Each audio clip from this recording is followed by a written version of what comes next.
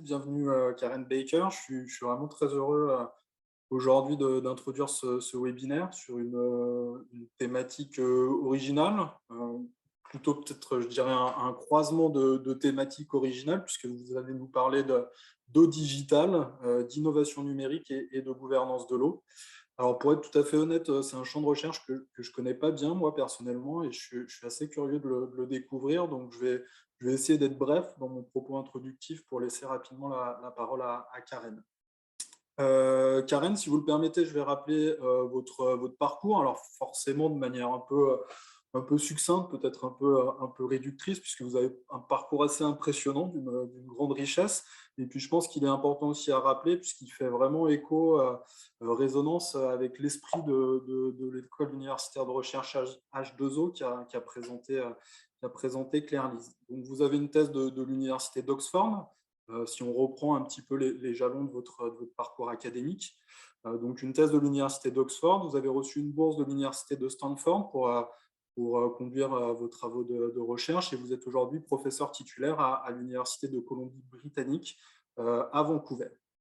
Vous dirigez au sein de votre université, entre autres, une chaire en political ecology et un programme de recherche sur la gouvernance de l'eau. C'est vraiment cette thématique de la gouvernance de l'eau qui nous réunit aujourd'hui et puis qui est au centre de votre activité de recherche et plus généralement la gouvernance environnementale.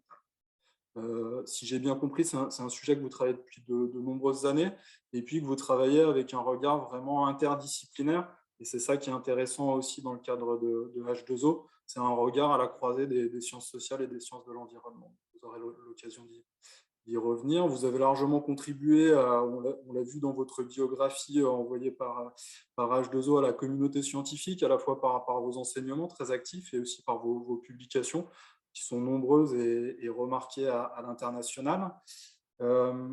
Il me semblait également important de souligner, parce que c'est aussi un enjeu pour l'école universitaire, que vous êtes très attaché, je dirais, très attentive à ce que votre travail de recherche nourrisse le débat politique et puis le débat public, le débat sociétal. Donc, vous partagez vos réflexions et vos travaux avec les décideurs, avec les acteurs publics, avec les acteurs privés, avec les acteurs économiques aussi, à travers des activités d'expertise et de conseil. Et ça, je pense que c'est important de le souligner. Voilà. Cet intérêt que vous portez pour le débat politique, on le voit très bien d'ailleurs dans la manière dont vous présentez dans votre résumé le sujet que vous allez traiter aujourd'hui, puisque vous interrogez les apports des nouvelles technologies pour la gouvernance de l'eau, donc les apports mis en avant par ce que vous appelez les partisans des nouvelles technologies, mais ces apports, vous les mettez immédiatement en regard des effets plus négatifs ou plus discutables que les technologies numériques peuvent avoir sur la ressource en eau. On voit bien comment, voilà, dans ce dialogue, vous arrivez à construire votre positionnement critique, et je pense que ça sera un point très intéressant de cette présentation.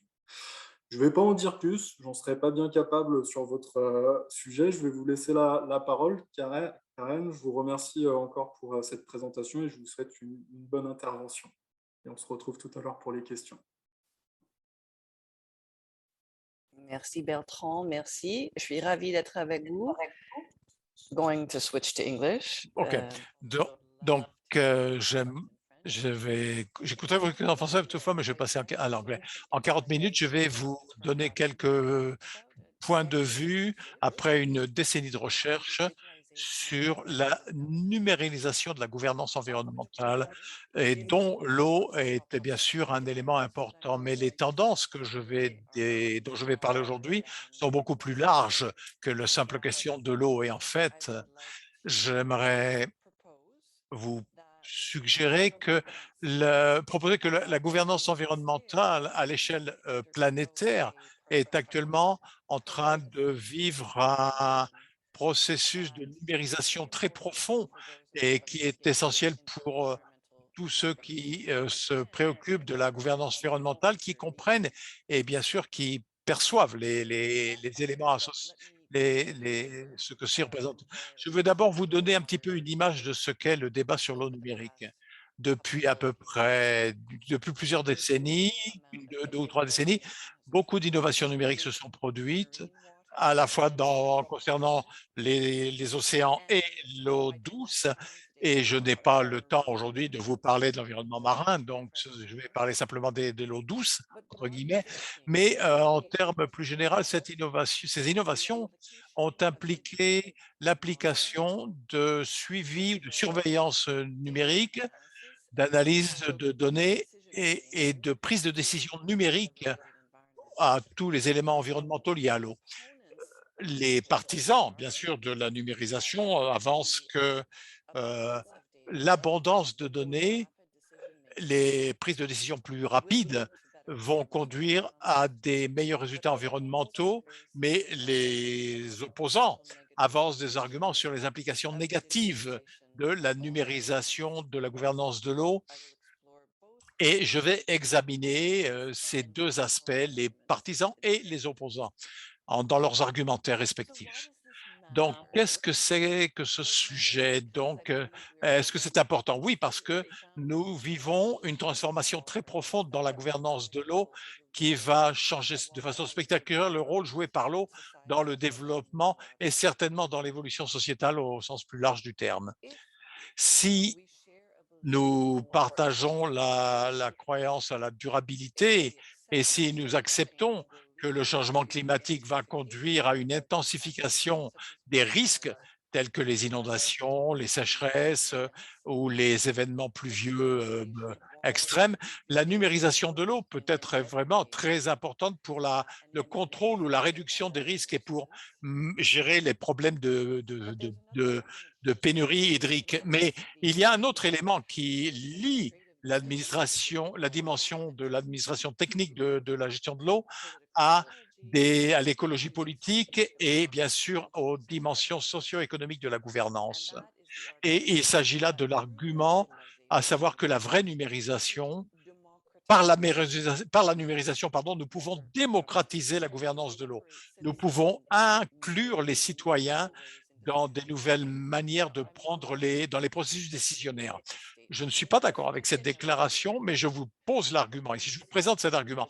Les partisans de la numérisation de l'eau considèrent qu'il y aura des meilleures gestions de l'eau et un processus plus démocratique de gestion de l'eau. Les sceptiques, en revanche, répondent avec une série d'inquiétudes que vous avez certainement suivi si vous suivez le terme, tous les débats liés à la numérisation de la gouvernance de l'eau particulièrement et la gouvernance environnementale au sens plus général, bien sûr, conduit à des problèmes de vie privée, de transparence et de ce que j'appelle de la colonialisme de l'eau des données.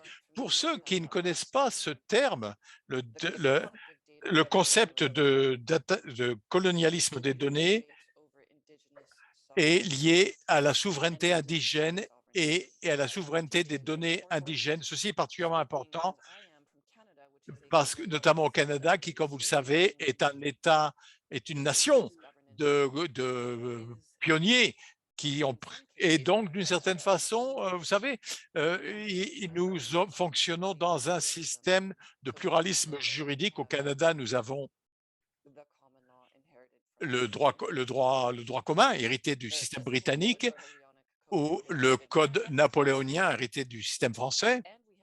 Et nous avons les droits indigènes qui viennent avant ces deux systèmes juridiques et qui sont un ordre vivant juridique reconnu par la Cour suprême. Donc, les implications de ce terme de colonialisme de données a beaucoup à voir avec la résurgence d'identités indigènes et des efforts de décolonisation dont je parlerai un peu plus dans les questions-réponses si vous le souhaitez.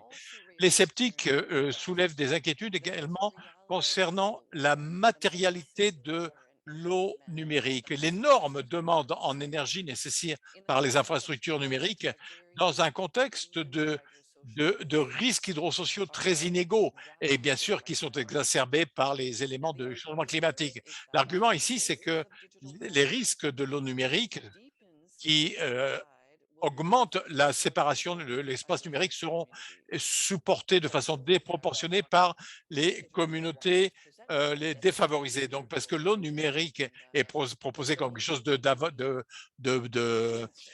progressif, mais en fait, c'est régressif et ça peut être régressif de façon très négative dans certaines situations. Vous vous vous demandez comment je définis l'eau numérique, peut-être. J'utilise une définition sociopolitique, sociotechnique qui s'inspire de la science, de la technologie et de la sociologie de la connaissance scientifique, dans laquelle je vois l'eau numérique comme un ensemble de calculations qui est à la fois matériel et intangible, qui est à la fois technique et sociopolitique, et ainsi que socio-économique. Nous pouvons définir cet ensemble sociotechnique en 3 catégories. La première catégorie, c'est l'instrumentation. Ici, je fais référence à la prolifération massive de dispositifs numériques qui collectent des données, très souvent de manière automatisée. Et par exemple, des réseaux de capteurs, des drones, des nanosatellites, on utilise beaucoup dans l'environnement les planeurs aquatiques ou même des interfaces également basées sur les téléphones portables dans certaines applications, donc notamment dans l'agriculture. Donc l'instrumentation fait référence à l'ensemble du matériel, les éléments physiques que nous plaçons dans l'environnement pour surveiller, suivre la terre et l'eau. Donc, la deuxième catégorie, c'est ce qu'on appelle l'interconnectivité, qui fait référence à tous les calculs informatiques basés sur le cloud et les bases de données basées sur Internet qui permettent à collecter et à partager possiblement de plus en plus de données et de les distribuer parmi les citoyens, y compris les citoyens qui sont des sortes des amateurs scientifiques, si vous voulez, les experts, et même ce que j'appellerais les non-humains. C'est intéressant de noter que de plus en plus, l'agenda de la Terre numérique inclut les non-humains dans la collecte de données et même dans la réception de données.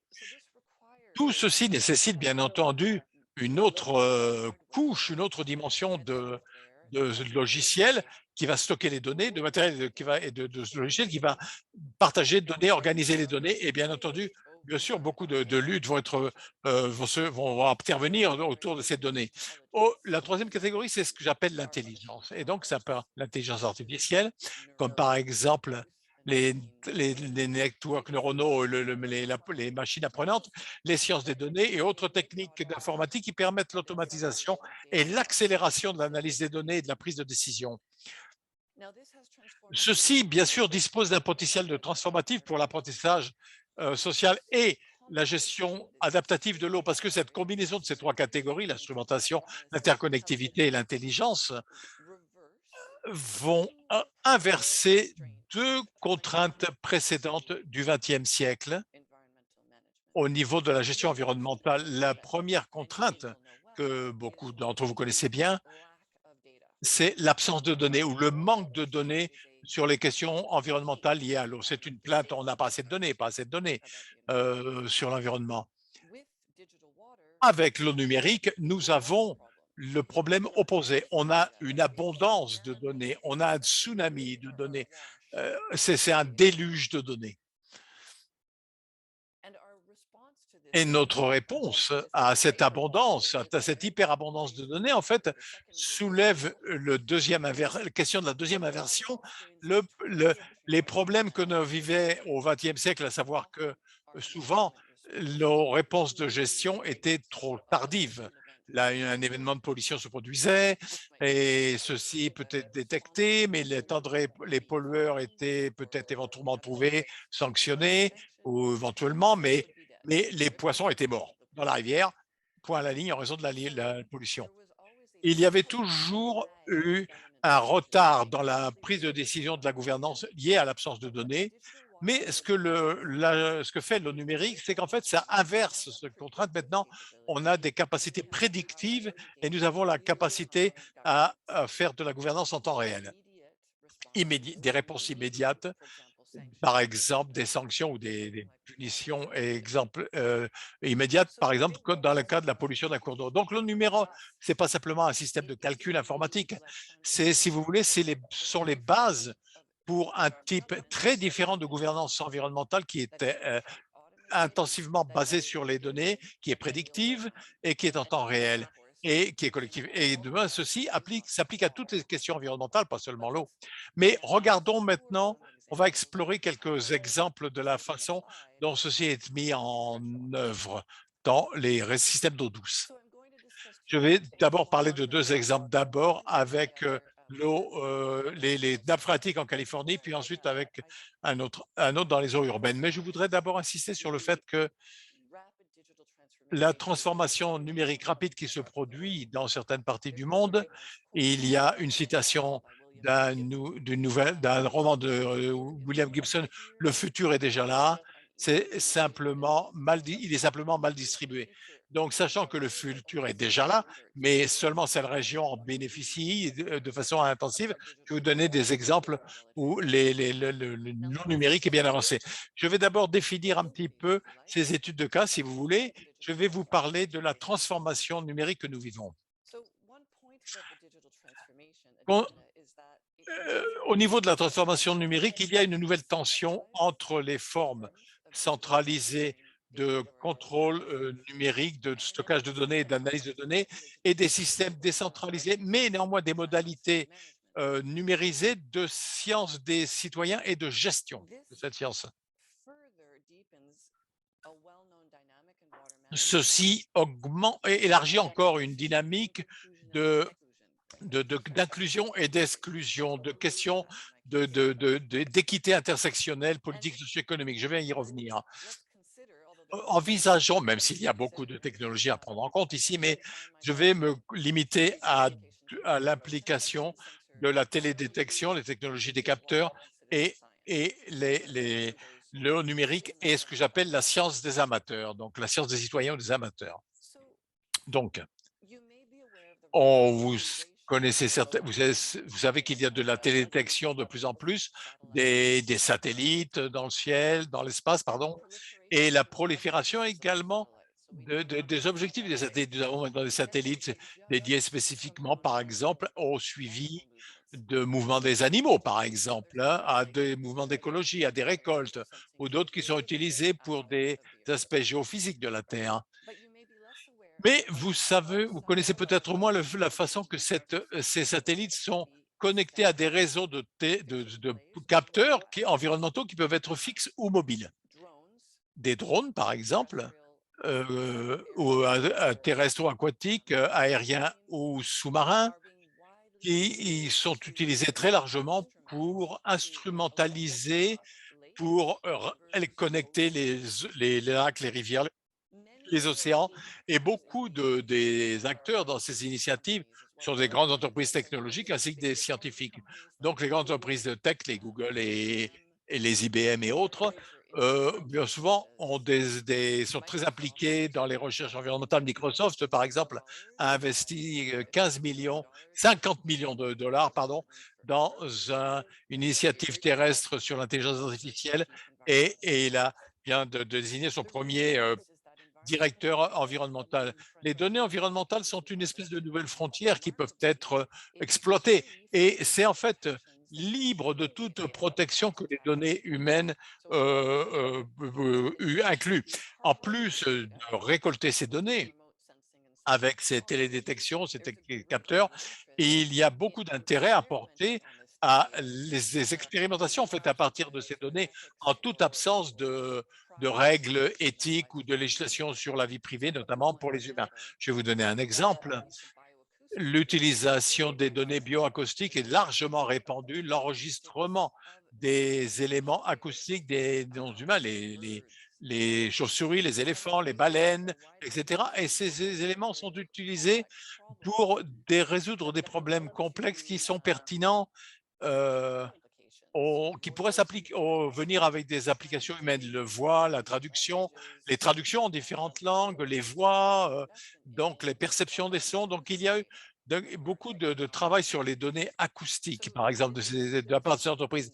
Ces investissements dans la collecte de données est beaucoup plus large que l'eau, mais l'eau en est un des exemples. Ceci crée les données, le déluge de données dont je parle.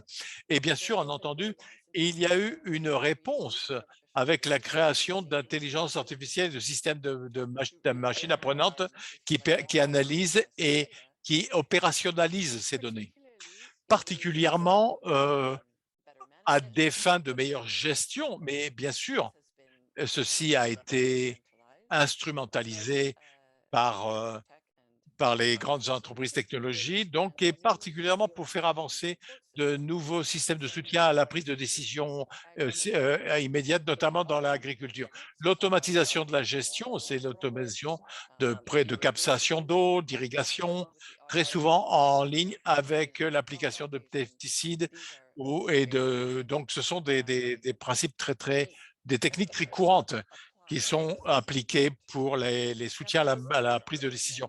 Les risques sont nombreux, ils comprennent notamment le biais des algorithmiques, l'absence de transparence et bien sûr le fait que ces technologies ne sont disponibles que dans certaines régions du monde, à certaines personnes et donc contrôlées par quelques entreprises. Donc, le contre-mouvement a été de faire un plaidoyer pour la science de citoyens amateurs où cette abondance de données est mise à la disposition des citoyens qui va leur permettre d'avoir nouvelles applications des utilisateurs.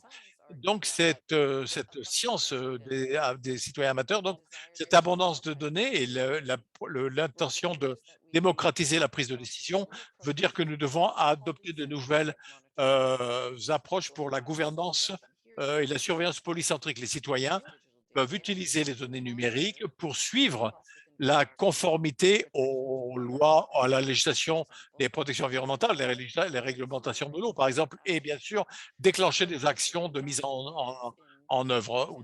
Par exemple, il y a maintenant le crowdsourcing numérique pour le suivi hydrologique. Les citoyens peuvent suivre ce qui se passe au niveau de l'eau et ils peuvent bien sûr utiliser ceci sur leur téléphone portable. Par exemple, les médias sociaux sont largement utilisés. Il y a des expériences tout à fait en utilisant WhatsApp et d'autres médias sociaux, d'autres interfaces pour le suivi de l'eau. Et encore une fois, les non-humains peuvent être utilisés en plaçant des capteurs sur des organismes marins ou dans l'eau douce. On peut avoir une sorte de suivi environnemental qui est ce qu'on appelle du bio-enregistrement ou du biologging. Bon, bien sûr, les risques ici sont multiples, encore une fois.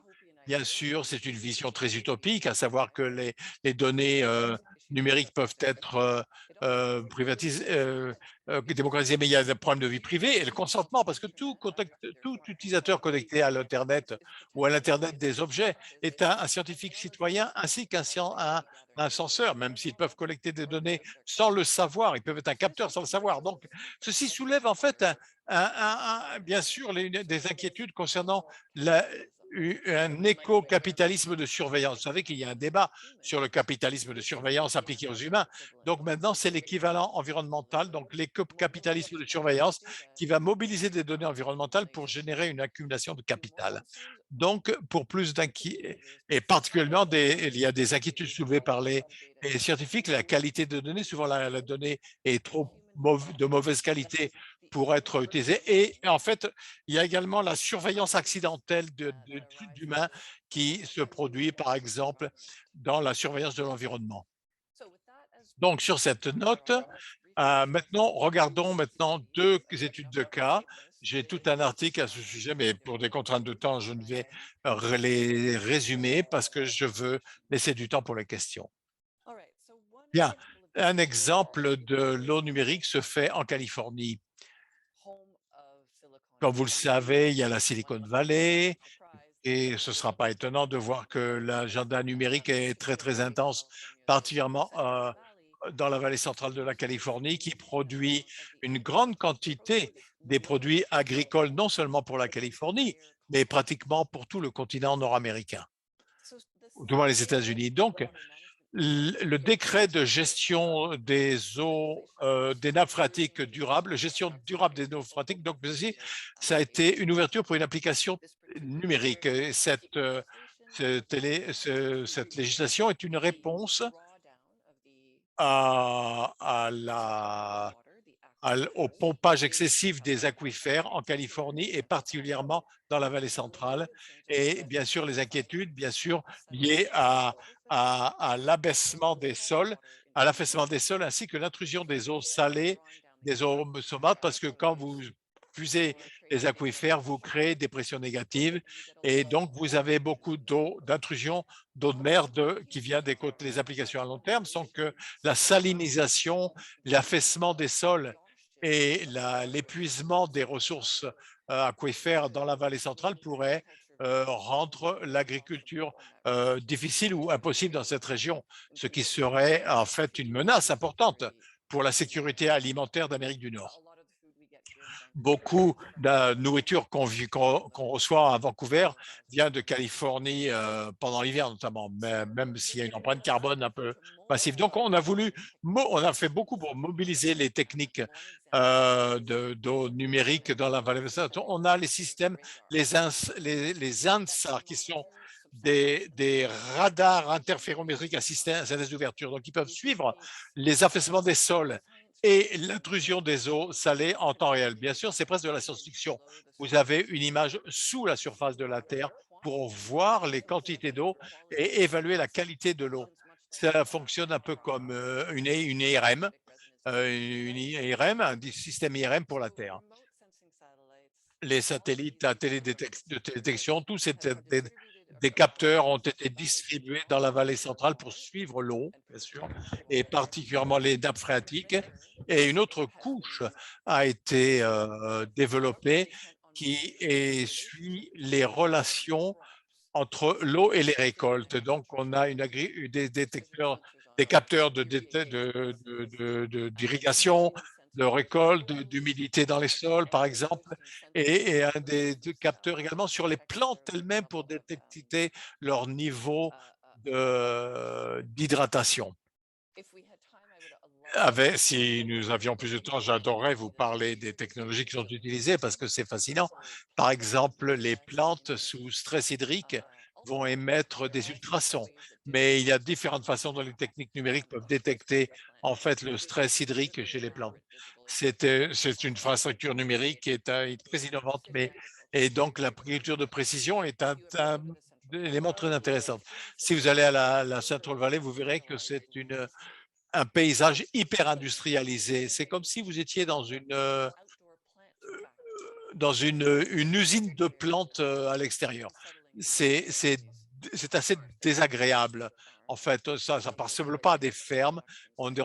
C'est plutôt des sites de production industrielle avec ces applications et avec ces ensembles numériques dans les centrales en Californie. Il y a eu également ce qu'on appelait la science des citoyens, ou la science, les citoyens vont surveiller les eaux usées, ils essaient de mettre en œuvre des applications pro-environnementales vertes ensemble avec cette agriculture intensive. Je vais vous donner un exemple. La vallée centrale, qui est un site agricole essentiel, c'est également un site essentiel pour les oiseaux migrateurs. Beaucoup d'espèces migrent de l'Arctique jusqu'au tropique, hein, le Mexique, l'Amérique latine. Et pendant ce voyage, ils s'arrêtent dans la vallée centrale parce que c'est très essentiel pour leur survie.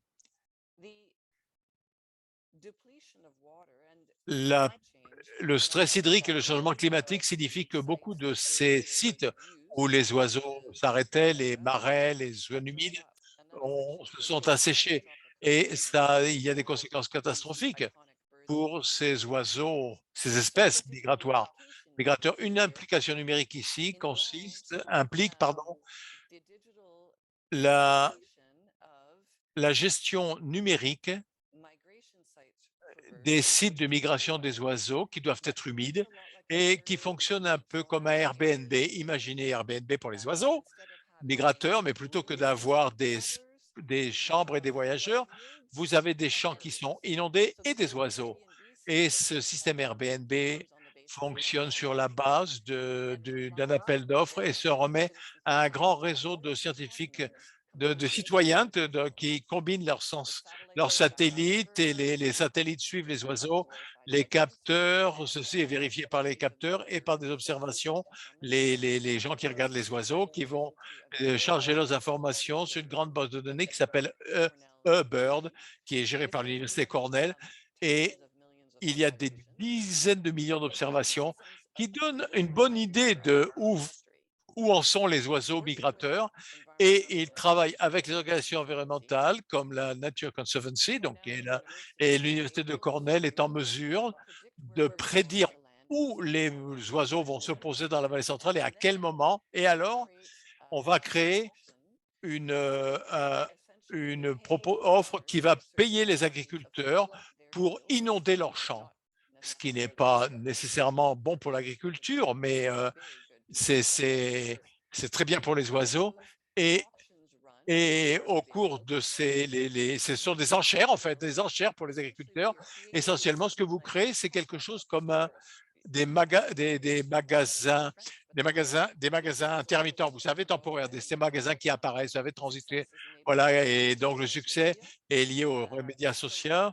Donc, nous créons des petits marais temporaires qui vont être inondés juste avant l'arrivée des oiseaux pour être certain quand ils arrivent, ils vont avoir les pieds dans l'eau et ils ne vont pas se retrouver dans un paysage sec qui n'aura pas.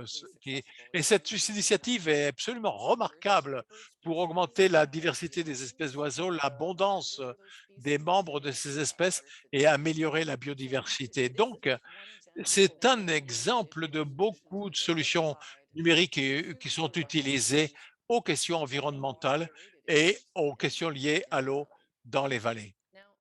Maintenant, quelles sont les grandes questions que nous devons soulever? Ce serait trop facile de célébrer ceci comme un succès environnemental et certainement, il y a des tensions qui existent, à savoir que, par exemple, de façon assez ironique, beaucoup des pressions en Californie liées à l'eau viennent de la dégradation des eaux en raison de la pollution des nappes phréatiques liée à la Silicon Valley qui produit, comme vous savez, des galettes de silicone. Donc, et donc, il y a une dégradation, une pollution des nappes phréatiques et c'est intéressant de voir que les débats actuellement sur les technologies, par exemple en Chine, par exemple, qui conduit à, vous savez, les problèmes liés avec la Chine, par exemple, qui fait qu'on veut réindustrialiser ou réapatrier, relocaliser l'industrie, ça pose des problèmes. Donc, les centres de données, comme vous le savez, sont des plus gros consommateurs d'énergie au monde. Ça peut sembler donc, mais combiner l'Internet à lui tout seul utilise à peu près 10% de l'électricité du monde actuellement et il va en utiliser près de 20% d'ici 2030. Et bien sûr, c'est très attentif, tel que pour les crypto-monnaies, les vidéos, la vidéo en streaming. Donc, les demandes par refroidissement en eau sont énormes dans ce système. Donc, l'injustice environnementale, c'est que les technologies numériques devraient améliorer la gestion de l'eau, sauver les oiseaux migrateurs et assurer l'agriculture, optimiser l'agriculture, en fait, repose sur un ensemble de technologies qui sont en fait aggravent les crises de l'eau à plusieurs échelles.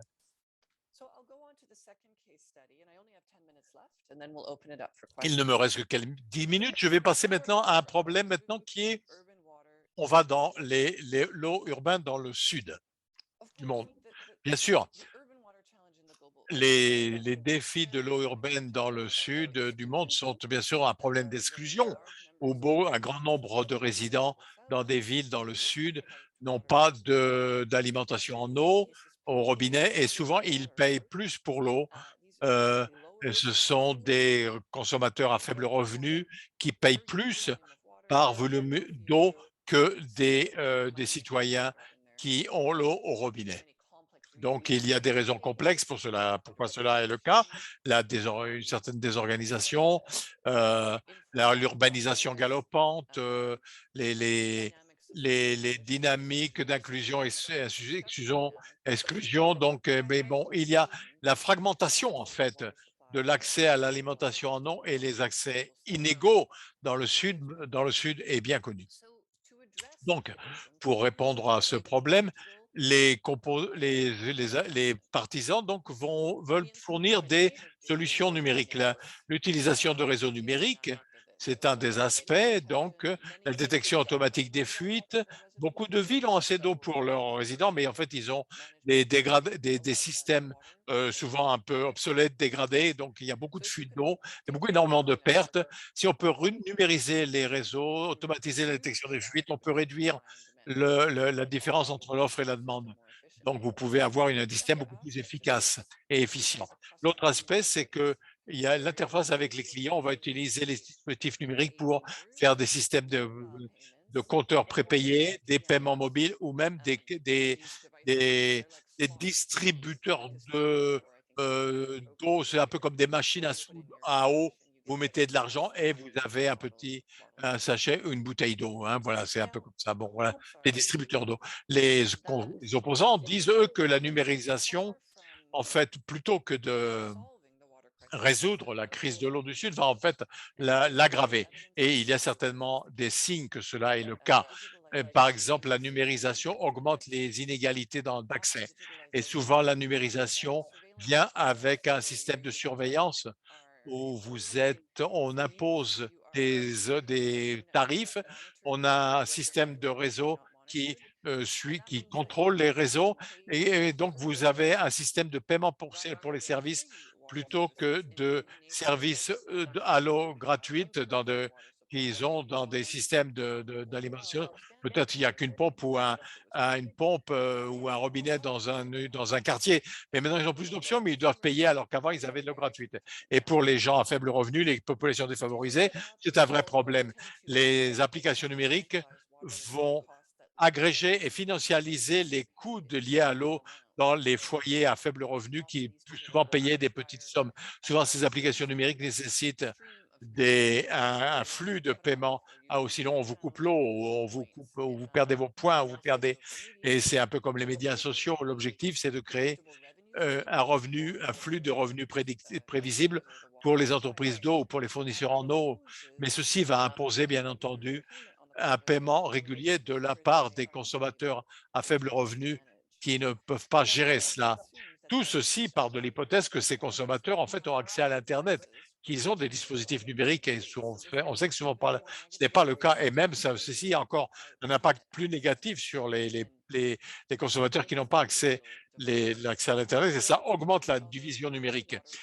En fait, alors que les partisans disent que l'augmentation d'efficience et la durabilité financière de l'eau, des fournisseurs en eau peuvent être améliorées grâce à la technologie numérique, les opposants disent en fait que ces techniques vont aggraver les inégalités. En fait, ils vont vraiment créer des blocs d'inégalités. Donc, venons-en brièvement à quelques-uns des défis, des critiques et des débats. Au-delà des défis opérationnels, il y a des questions de réglementation. Cette question a plusieurs aspects, plusieurs dimensions, mais je vais parler de la propriété du contrôle des données. Là, il y a une ironie dans le monde numérique. Si on collecte de la donnée des humains, on applique les règles, des principes de règles privées, le GDPR en Europe, mais aucune de ces RDGP, pardon. Ceci n'existe pas pour l'environnement. C'est-à-dire qu'on part de l'hypothèse que les acteurs environnementaux sont des non-humains et qui n'ont pas de personnalité et donc qui ne peuvent pas prétendre à la propriété et n'ont pas besoin de protection de leur vie privée. Ceci est de plus en plus questionné et j'ai fait référence avant à la souveraineté des données indigènes qui conduit ce débat autour de les protections que l'on doit déployer pour les données environnementales qui doivent être traitées comme un commentaire global environnemental global et l'origine de ces données dans les territoires indigènes doivent être reprises, sachant que les communautés indigènes dans leur territoire traditionnel couvrent une grande proportion de la surface terrestre et plus largement, je pense on peut parler du contrôle des citoyens dans les pools de données environnementales. Ces données sont récupérées par des compagnies et ces données privées propriétaires. Donc, il faut avoir une conversation sur les données, où est-ce qu'elles sont stockées, à qui elles appartiennent, comment peut-on y avoir accès. Donc, bien sûr, ceci s'applique à la donnée de diversité, mais et également la qualité et l'intégration de ces données, parce qu'il y a encore des inquiétudes en termes de qualité. Ces inquiétudes de qualité sont liées à la technologie. Je ne veux pas surexagérer l'état actuel du monde numérique, mais les capteurs ne sont pas parfaits et et la puissance dépend de meilleures batteries.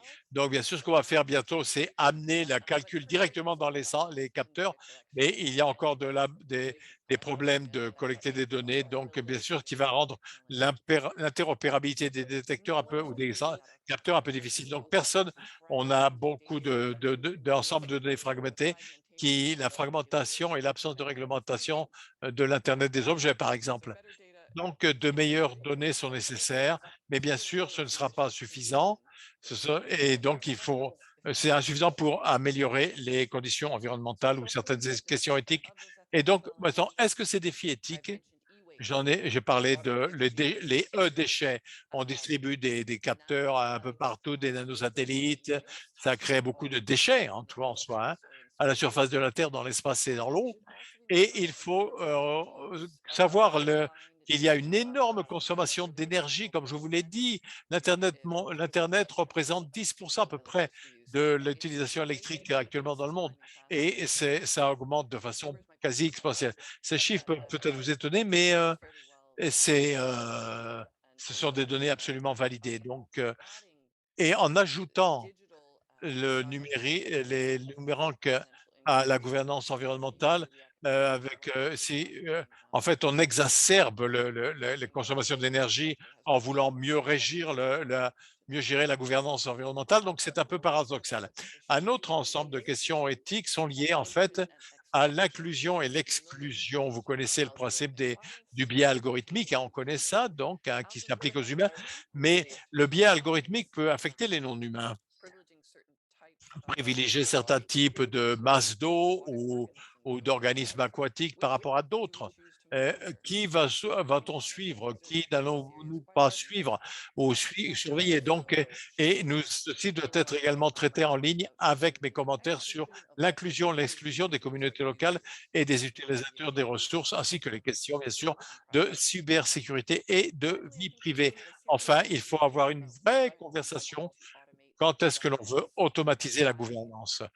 Je crois qu'il y a beaucoup de potentiel dans la prise de décision en temps réel, les systèmes d'aide à la décision en temps réel. Par exemple, il est maintenant techniquement possible d'avoir des systèmes de réglementation en temps réel pour, par exemple, les pipelines de gaz et de pétrole. Par exemple, s'il y a une fuite de pipeline de pétrole, ce qui est un vrai problème au Canada, l'entreprise va payer une amende en temps réel. Ça peut être 10 000 dollars la minute, ça peut être 1 million de dollars à l'heure, mais on peut créer des façons, des incitations très sophistiquées dans ce registre qui vont vraiment conduire les entreprises non seulement à minimiser la pollution, mais à accélérer la transition et la décarbonation. Donc, ça, c'est un ensemble de données ou de questions, pardon, mais euh, ceci conduit à l'élimination du contrôle du principe de l'agence humaine, ce qu'on appelle l'agence humaine, hein, dans ces problèmes démocratiques pour gérer les questions environnementales. Peut-être c'est une bonne chose, mais peut-être qu'on ne souhaite pas avoir une autonomisation du principe de décision. En plus de ça, bien sûr, il y a un débat sur l'accès démocratisé aux données environnementales numériques. Un point de vue, quelqu'un va dire que toutes les données doivent être ouvertes et partagées, mais les données environnementales peuvent être mal utilisées. Et il peut y avoir une conversation également à avoir sur l'accès à ces données et également la propriété de ces données pour le bien plus commun à long terme. Ces débats se tiennent au niveau international. Par exemple, le programme environnemental des Nations Unies, Programme des Nations Unies pour l'environnement, veut créer une architecture numérique pour les données environnementales, mais nous sommes loin d'avoir résolu ces problèmes, ces questions. On commence à les identifier simplement, ces questions. Et il est important pour nous tous ici de développer des agendas de recherche pour traiter ces questions, compte tenu de l'avancée rapide de l'innovation et du développement agressif et remarquable des données numériques par ces différents acteurs. Ceci est ma conclusion. J'en suis juste à mes 40 minutes, dit Karen. J'espère, non, c'était très bien, merci. Et j'ouvre aux questions. Merci.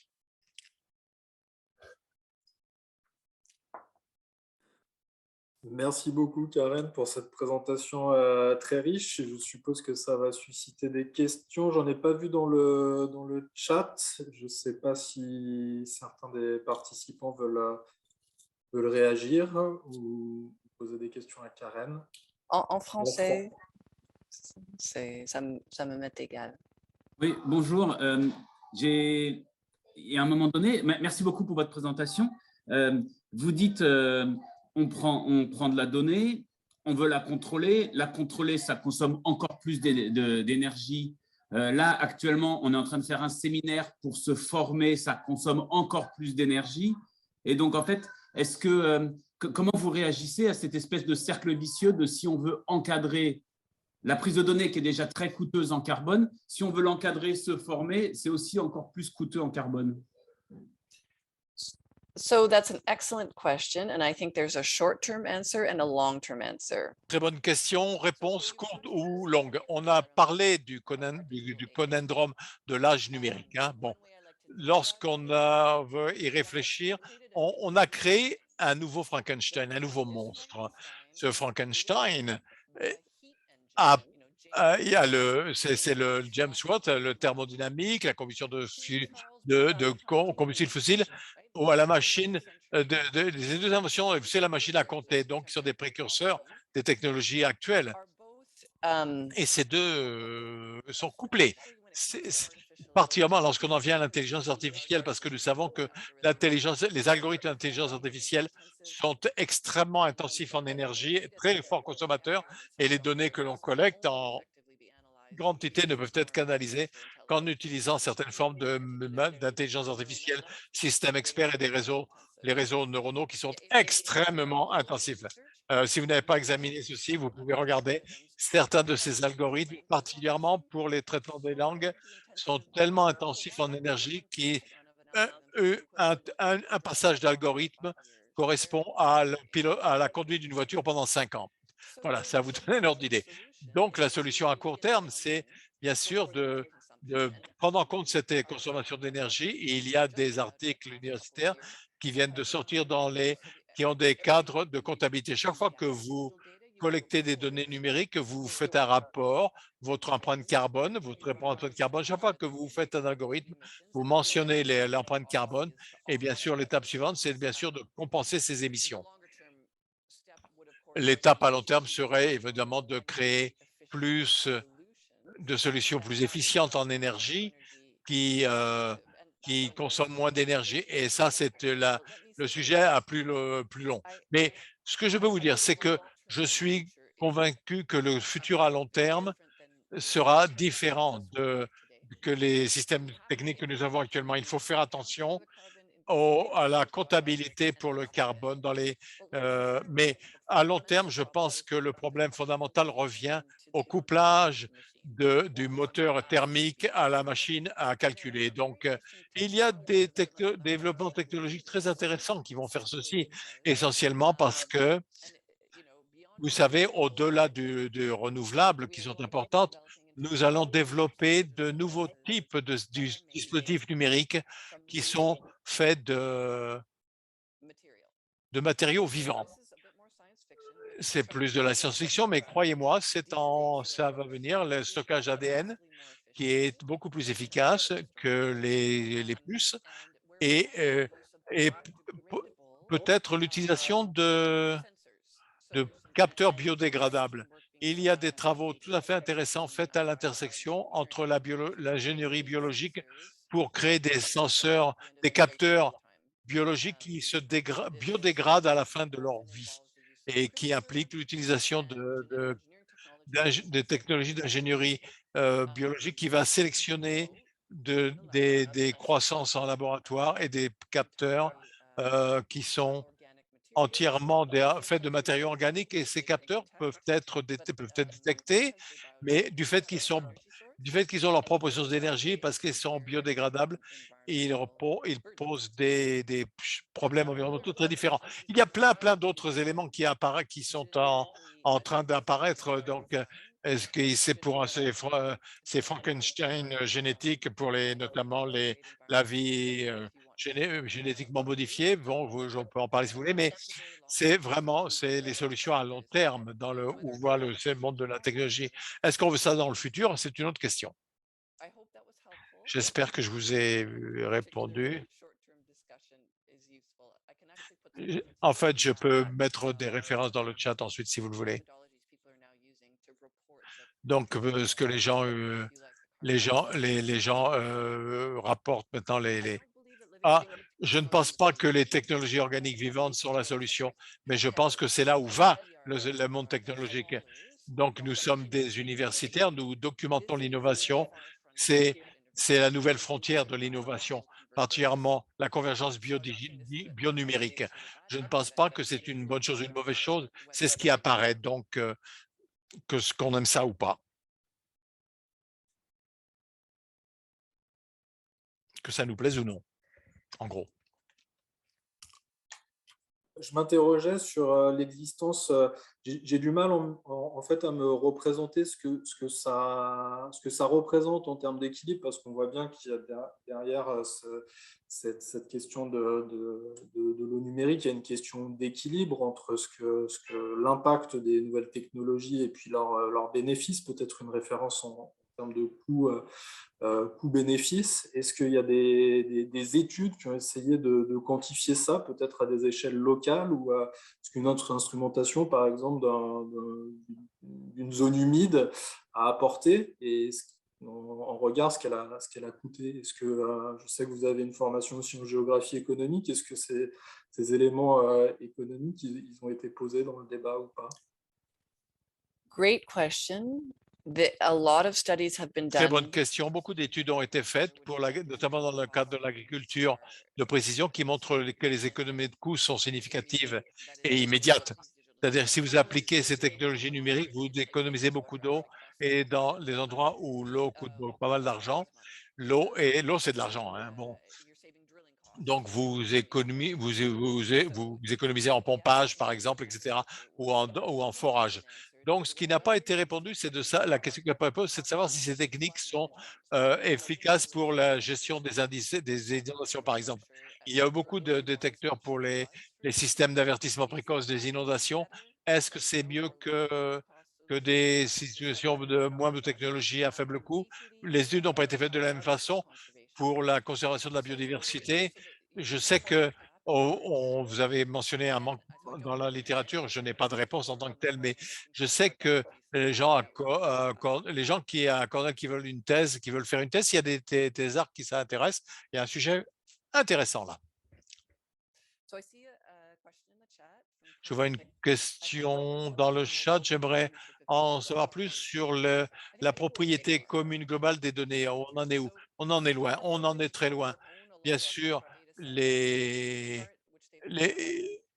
beaucoup d'entreprises possèdent des données en raison des accords des obligations de conformité de compliance. Mais c'est un système où en fait, c'était une extension naturelle de demander, de réclamer de plus en plus d'ensemble de données, et la génération de nanosatellites, par exemple, sont entre les mains d'entreprises privées, comme vous savez, ce qui veut dire que les proportions de données environnementales qui sont privées, en fait, vont augmenter beaucoup plus que chuter. Il y a 40 ans, quand on a lancé le premier satellite avec la NASA, en fait, les entreprises ne s'intéressaient pas aux données environnementales. Maintenant, elles sont très, très intéressées. Donc, en fait, non seulement on est loin d'avoir d'un bien commun global, maintenant, on s'en éloigne parce que les entreprises de technologie ont compris l'importance des données environnementales et ils savent que c'est non protégé, donc ils peuvent absolument les accumuler de façon très agressive. Certains affirment, peut-être honnêtement, qu'ils font ceci pour des bonnes raisons.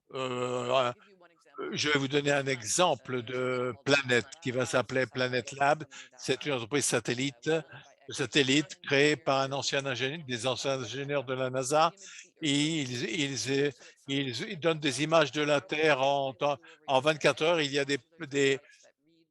ces, ces satellites c'est comme un scanner de la Terre toutes les 24 heures. Ils appellent leurs satellites des doves, des colombes, une notion de paix, d'harmonie, et ils veulent partager toutes ces données environnementales pour le bien de l'humanité. Mais maintenant, quant à savoir si c'est vraiment le cas, ça c'est une autre question. Donc, le travail des Nations Unies, du programme des Nations Unies pour l'environnement, par exemple, je dirais, est noble en soi, mais nous sommes très, très loin d'être en mesure de même établir une architecture partagée pour les données environnementales et voir qui va conserver où on va conserver ces données dans cette architecture. Donc, si on n'agite pas maintenant, on n'aura pas la possibilité d'avoir ces communs, cette propriété commune, et les données seront privées. Donc, c'est vraiment une inquiétude à avoir. Et je vois une main de Gabriel. Hi, Karen. It was really a nice Oui, talk. tout à fait. Bonne présentation. J'aimerais avoir votre sentiment sur dans quelle mesure est-ce que les agences d'État dépendent également de ces données environnementales privées. C'est une bonne question. Ça va varier d'un pays à l'autre. Il y a des États où la collecte par exemple, les États-Unis, par exemple, en raison de décrets sur l'eau propre et l'atmosphère propre, ont des ensembles robustes d'installations de suivi de l'eau, par exemple. Et donc, ils ont des données qui sont disponibles en temps réel. Au Canada, assez bizarrement, on n'a pas cela. Nous sous-suivons les données et nous sous-contrôlons les données. Nous avons moins de nous avons moins de stations de suivi hydrologique que la Belgique, parce que si vous suivez moins l'eau, moins de problèmes sont. Donc, par exemple, les entreprises forestières, de minières, de gaz et de pétrolières demandent au gouvernement de ne pas surveiller l'eau, bien sûr. Vous voyez, si vous cachez la faute, vous ne voyez pas la faute, donc bien sûr, c'est un problème politique et environnemental, mais cela veut dire que le Canada est beaucoup plus vulnérable aux entreprises privées qui vont collecter ces données, qui vont nous les revendre, et on ne les contrôle pas nous-mêmes. Donc, vous avez raison. Je pense que avant de construire le bien commun global, il faut d'abord travailler dans les États pour commencer à avoir des registres de nos données environnementales de façon à avoir ses propres données. Donc, avant que les entreprises ne les collectent Merci. J'espère que vous allez parler au gouvernement français. Donc, il faut commencer, il faut s'y mettre. J'ai une question pour vous, et peut-être que vous pouvez discuter dans le groupe. Maintenant que vous avez compris ces questions et les impératifs et les menaces qui pèsent là sur le bien commun dans la collecte des données environnementales numériques, quelle action pourriez-vous entreprendre dans vos vies personnelles ou professionnelles? Je pense que ce sont des grands sujets de recherche pour vos étudiants. Je pense que c'est un sujet important pour les gouvernements, pour les décideurs politiques, pour le discuter en interne et pour créer un agenda environnemental, de propriété environnementale. Pour ceux qui sont des organisations environnementales, par exemple, il y a des sources intéressantes pour vous informer. Donc, Wild Labs, qui est un collectif de professionnels environnementaux qui partagent des données environnementales pour les ONG, pour que les ONG puissent s'engager avec des données en open source, plutôt que d'acheter des services, plutôt que de payer des services. Donc, je ne souhaite pas vous dire ce qu'il faut faire, mais il y a beaucoup de manières de suivre sur cette question, et c'est important de le faire. Une question, parce que vous savez, beaucoup d'entreprises privées lancent des satellites privés, ces réseaux de satellites privés. Et ils vont collecter des données environnementales. Le public ne pourra jamais suivre ça. Bon, bien sûr, avec les nanosatellites et par exemple Elon Musk et Starlink, par exemple, planète que je viens de mentionner, qui est déjà en place.